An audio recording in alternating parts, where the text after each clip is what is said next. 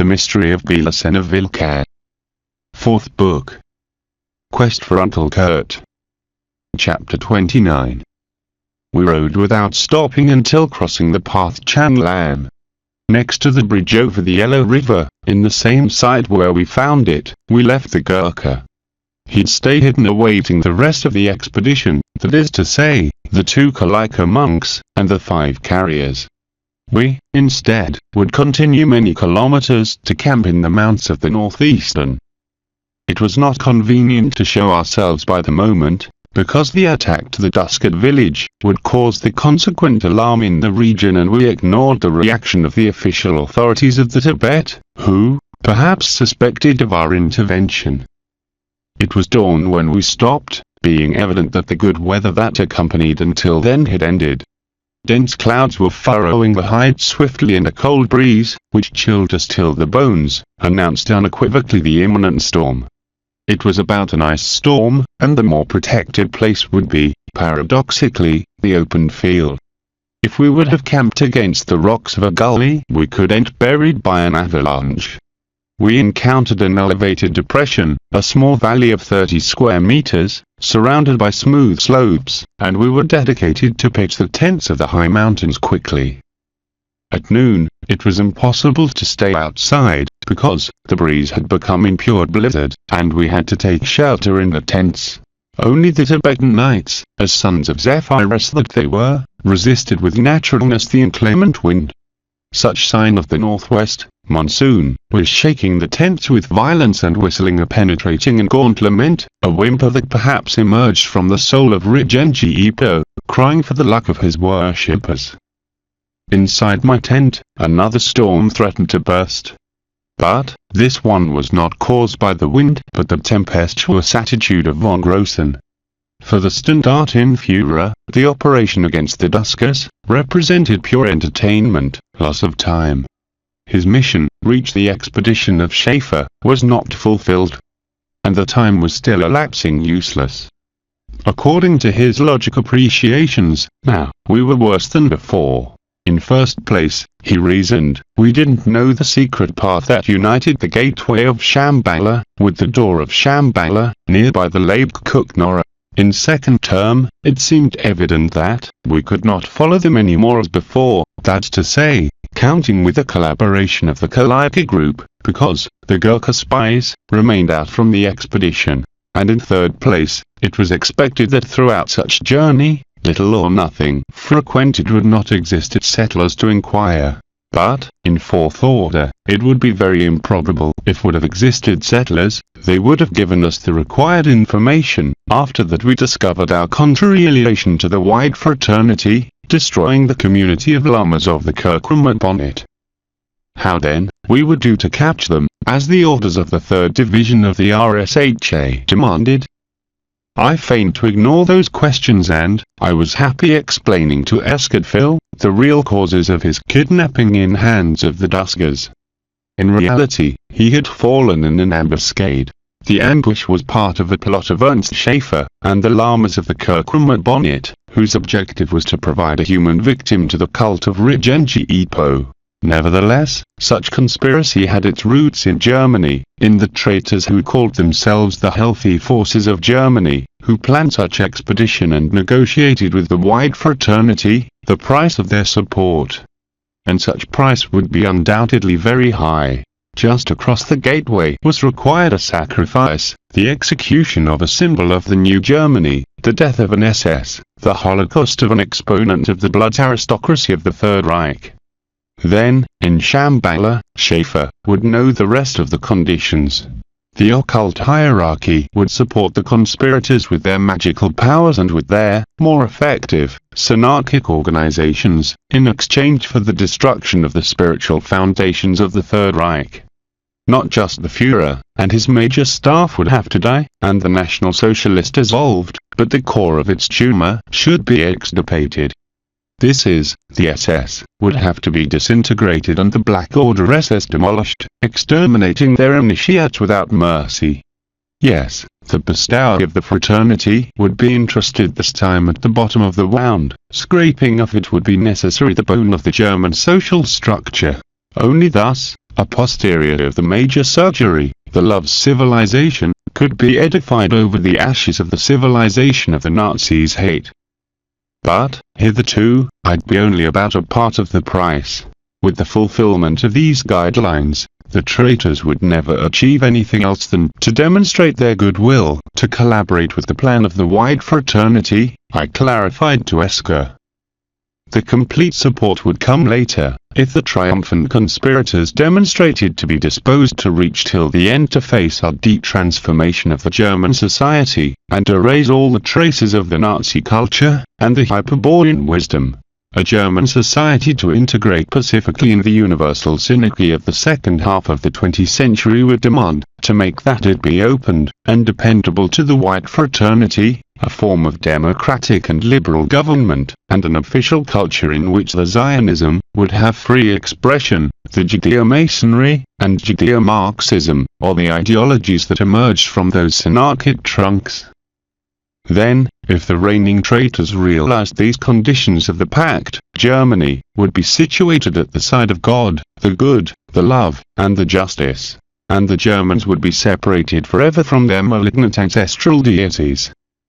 Quite so, Esker, I concluded. Ernst Schaefer is just one more of a group of numerous traitors. His function in the conspiracy is to sign, in the name of the healthy forces of Germany, a synarchic cultural pact, with the representatives of the White Fraternity. I can't reveal you in what consists our mission, how we are going to frustrate their plans, but, I assure you that in Germany your luck was already decided. You will never pass through the gateway of Shambhala. Esker felt ridiculous when he knew that Ernst Schaefer had condemned him since the beginning to die in the Tibet, that perhaps, just with that finality he permitted him to participate in the operational Twestern, and that the espionage that he realized for me had been at the same time supervised by two professional spies of the SD, participants of the expedition too.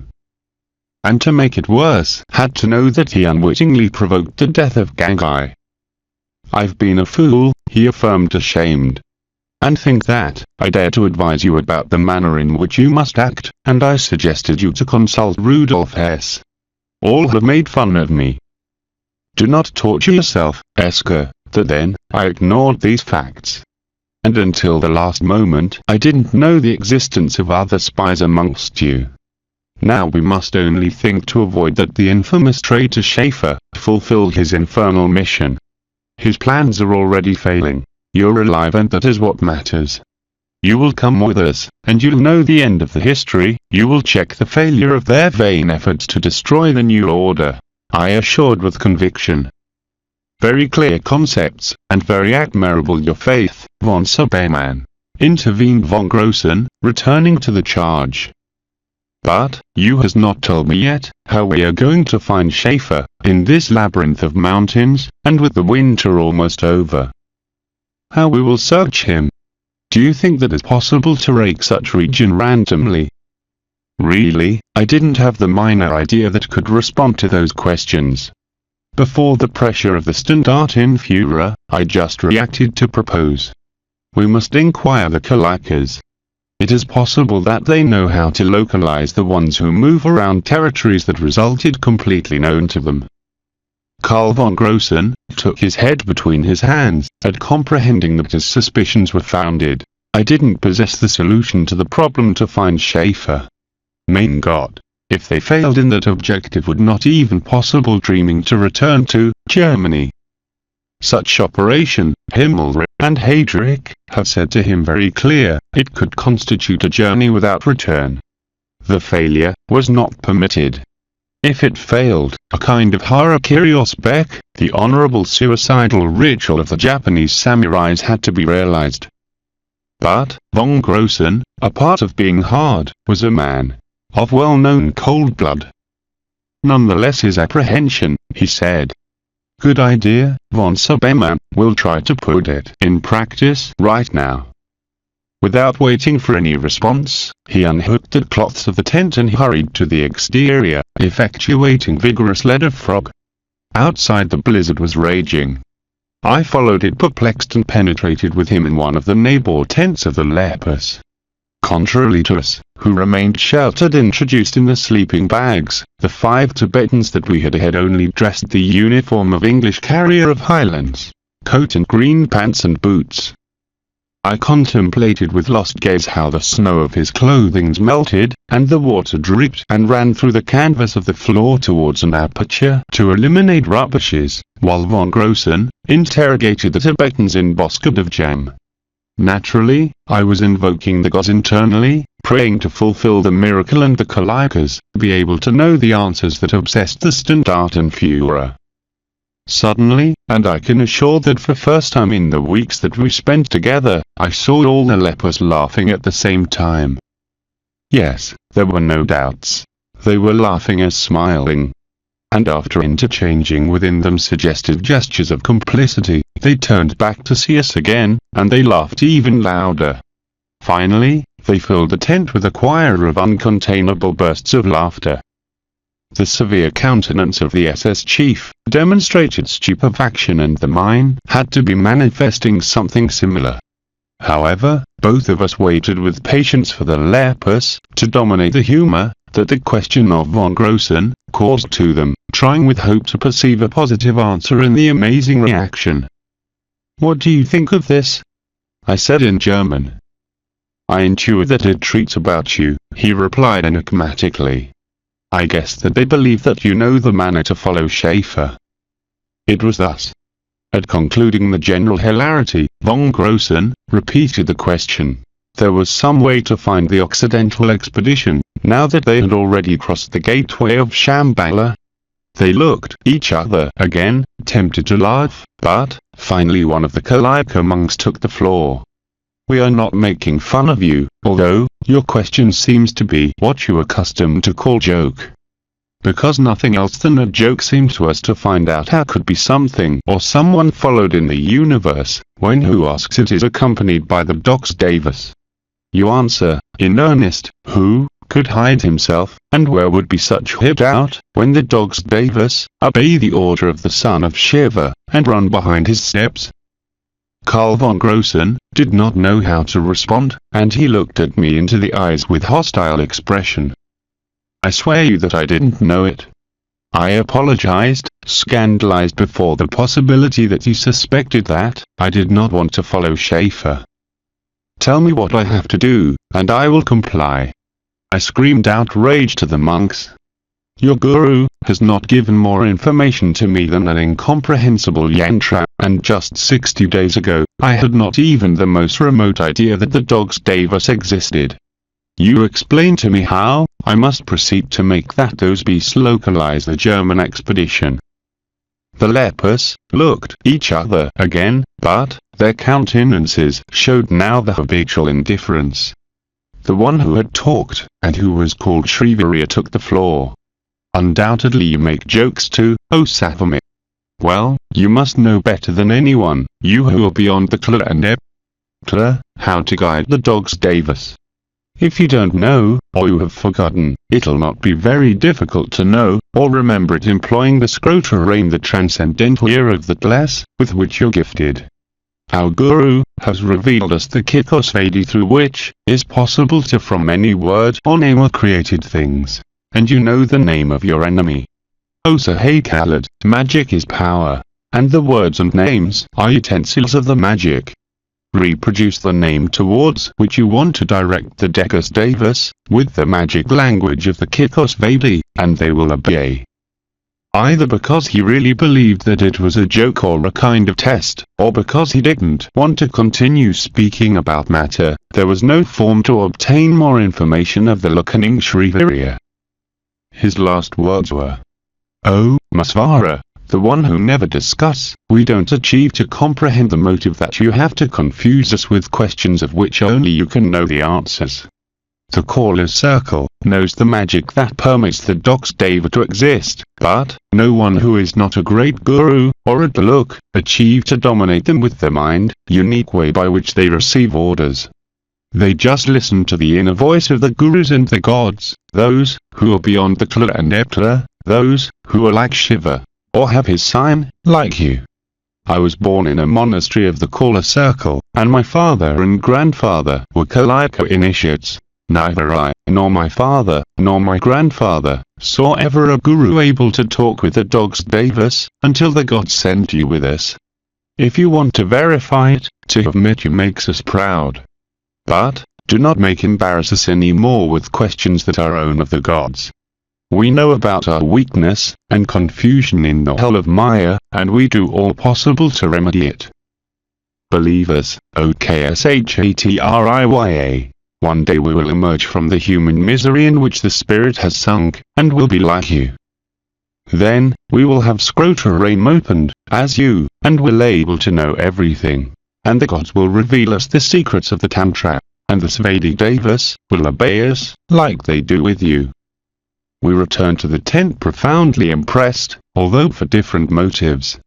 To von Grossen, surprised the fact that the fearsome Kalikas felt sweeten in my presence, and that they treated me as a god. To me, precisely, that deference produced unconcealed displeasure, perhaps, because I not finished to comprehend completely what happened around me. Since I was kidnapped by the Ophites, during my childhood, until then, had occurred the phenomenon that some particular men perceived in me, or for me, a spiritual meaning that plucked them from the material world, and raised them to the loftiest peaks of the eternal spirit, infinite and uncreated. And that meaning came from a sign that was revealed in me, or by me, a sign that the Ophites called of Lucifer, Conrad Tarstein, of the origin, and the Kalikas of Shiva. The particular men who perceived it, according to Tarstein, and coinciding as I see now, with BELICENA VILLCA, shared with me the common origin of the spirit, and carried in their pure blood, unconsciously, the sign of the origin. For this reason, they perceived the sign of the origin in me.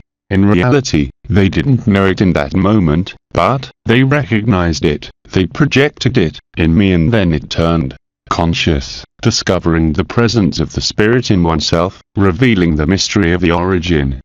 But, such meaning that I manifested, and that those particular men comprehended, was insignificant for me. In rigor, I should say not significant, because the sign cared me a lot, even if I not comprehended it, of not be able to embrace its content with the conscious mind. And that intellectual impotence was the cause of the perturbation that still caused me at realizing that some particular men perceived it. I could tolerate it, as in the case of the pagoda Kalika, but I always went out disengaged from the experience. Perhaps, to the perturbation to feel transcended for the meaning of the sign, was added the effect of the incredible knowledge that the Kalikas had about the inner ear. How they knew that I possessed that faculty, product of the charismatic power of the Führer, is something that I never knew. But, the matter fascinated to von Grossen, once dissipated his doubts after the unusual explanation of Shrivirya, and the issue of the inner ear didn't escape to him. Once we accommodated ourselves in the tent, he asked impromptu, "What the hell means that of the scrota rame, von Subeman?" "I am sorry, my Standartin Führer," I said in the act, and not without rudeness. "But I can't answer you that question. I will tell you, yes, that I will do all I can to realize the idea of the Kalika monks. Yes, it is true that the dogs Devas are capable to track Ernst Schaefer, have the security that we will find him. I am going to work from now on to find a solution to the problem, and I will employ, if it is necessary, the scrota rame. Is all what I can say."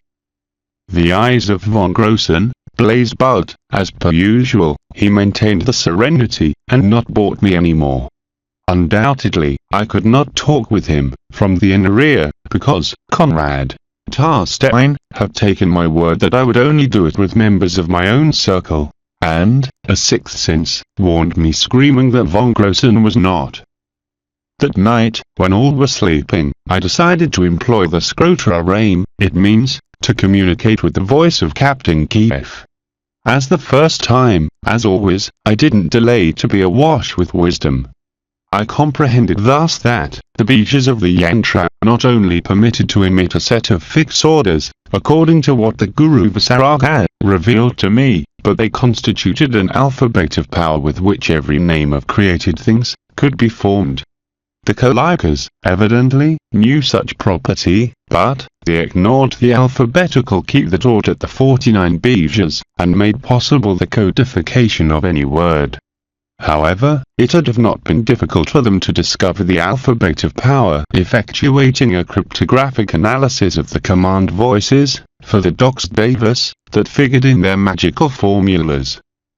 Anyhow, the truth is that, the totality of the secret had been revealed to me. I knew now a symbol, similar to the map of a labyrinth, which applied over the yantra, conceded the Bejas, of a determined order, to which arrangement had to be adjusted the formed words. I verified it, many times with the command voices of the Guru, and, when I was sure no not commit any mistakes, I dedicated myself to translate the sentence, Vollenst Schaefer, in the language of the Yantrasvadi.